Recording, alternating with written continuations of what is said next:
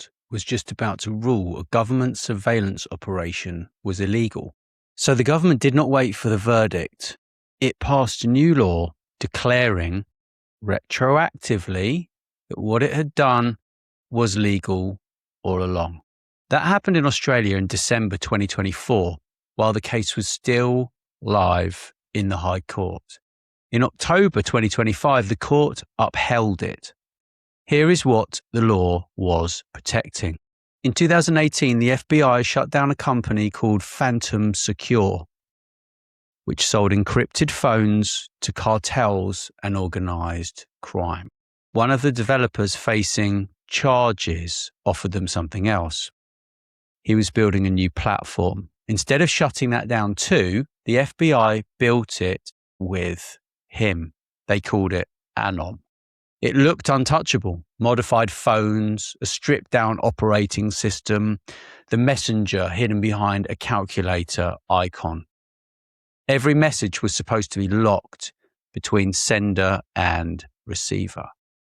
In reality, a copy of every single one went straight through the server to the FBI because they controlled it.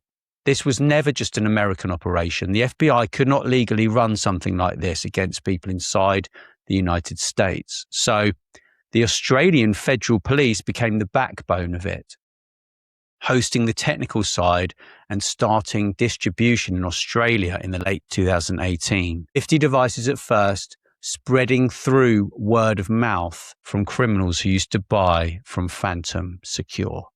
By 2021, more than 12,000 devices were active in over 100 countries, used by more than 300 criminal organizations. Roughly 27 million messages were read. People planned drug shipments, money laundering, killings openly on a network they believed was theirs. On the 8th of June 2021, FBI, the Australian Federal Police and Europol announced it together. Europol coordinated raids across 16 countries in a single operation. Hundreds of arrests, tons of drugs, hundreds of firearms, tens of millions in cash and cryptocurrency. In America, 17 foreign nationals were indicted for distributing the devices. And that is where the US side largely stopped, because the same legal protections that limit surveillance of Americans still applied, even to a network their own government had built. Now, go back to where we started. In Australia, the people arrested through Anon fought the evidence in court, arguing the entire collection method was an illegal interception. It reached the High Court. And while judges were still deciding, the Australian Parliament stepped in and passed a law declaring the method had always been lawful. Not before the operation started, not before the arrests, while the court was actively asking whether it was legal. That is not a workaround. That is a government catching itself in a courtroom and changing the rules before the verdict could land. I want to be careful here because legal challenges to Anon evidence are still active in other countries, and this is not settled everywhere. But sit with what is already confirmed.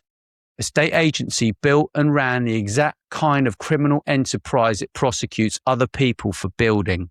And when its own justice system started asking whether that crossed the line, the same government rewrote the line retroactively while the question was still on the table.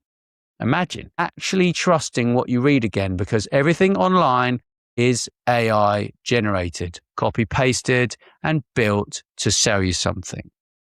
And here is what nobody tells you. The people making it have never done it themselves. That is what this channel is about. AI surveillance, big tech, and what it means for your privacy, your job, and your future. Plus, staying sharp in body and mind while it all changes. And I'll be honest, I feel it too. That's exactly why I worked with Stephen J. Manning to create Monday Influencer. Monday Influencer is real education from real experts, expert audio, weekly digest, and a mentor bot.